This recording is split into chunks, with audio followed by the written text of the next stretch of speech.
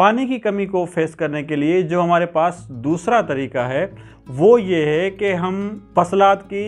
काश्त के तरीक़ेकार को तब्दील करें। मिसाल के तौर पे जो हम सीधी और फ्लैट ज़मीन में काश्त कर रहे होते हैं को हम तब्दील करें रिजिस पे यानी खेलियों पे या बेड सोइंग पे तब्दील कर दें। जो हम खेलियों पे काश्त करेंगे या बेड सोइंग पे चले जाएंगे, इन दोनों तरीक़ों में हमारे पास पानी की जो है वो कम मिकदार चाहिए होती है एज़ कम्पेयर टू हमारे पास फ्लड इरीगेशन के, कि हम जो खुला पानी दे रहे होते हैं उसका बहुत ज़्यादा कम पानी लगेगा कि हम खेलियों पे काश्त करें या बेड के ऊपर काश्त करें। तो ये वो दूसरा तरीका है कि पानी की इस कमी को हम फेस करें और इन तरीक़ों को अख्तियार करके हम अपनी पैदावार को बेहतर कर सकते हैं।